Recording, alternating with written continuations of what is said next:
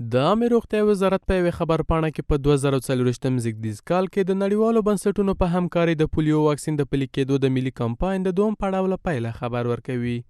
د دې وزارت په خبرپاڼه کې راغلي دي په دې کمپاین کې چې تر 4 ورځو به دوام ومومي په پام کې د هیواد په بیلابیلو برخو کې له 5 کلو کم عمره 11.2 میلیونه ماشومان واکسین ترلاسه کړي. نن د دوشنبه ورځ د جوزا د میاشتې 14 نیټه د 1403 هجري شمسي کال د هیواد په ټولو ولایتونو کې د پولیو د واکسین ملي کمپاین پیل شو. په دغه کمپاین کې چې د 11.2 میلیونه ماشومان ته به د پولیو واکسین تطبیق کیږي د 4 ورځو لپاره به ادامه ولري. د دې وزارت چارواکي که څه هم وایي په هیواد کې د ماشومانو د ګوزڼ ناروغۍ بشپړ له منځه وړلو ته ژمن دي، له هیوادوالو په تیره بیا له دیني علماو هم غواړي د روغتیا سکتور سره د دې ناروغۍ د مبارزې برخه کې همکاري وکړي.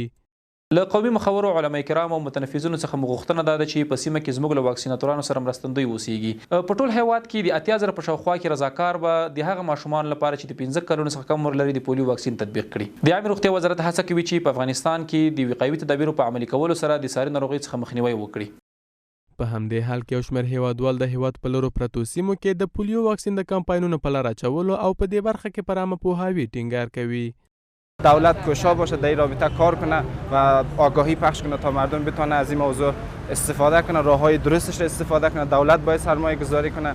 و یک موضوع دیگه هم که میتونه باشه که فعلا متاسفانه در اکثریت نقاط دوردست ما کلینیک نداریم. در کل مشکلات کلینیک هست، مخصوصا ولایت هایی که اخیراً سیل زده شدن. اینا مواردی هستند که متاسفانه باز هم با آنی که قبلا مشکلات خود را داشتن باز هم مشکلاتشون اضافه شدن. خانواده مسئولیت زیاد است تا اطفال خود در مراکزهای که واکسین پولیو میکنه یا در نزدیکترین مراجع کنه تا واکسین کنه که مریضی پولیو نگیره. د ویلو ور د پروان زیږدیز کال کې د پولیو واکسین د ملي کمپاین په لومړني پړاو کې له 10 میلیون ډیرو ماشومانو د هیواد په بیلابیلو برخو کې د ګوزڼ ضد واکسین ترلاسه کړ.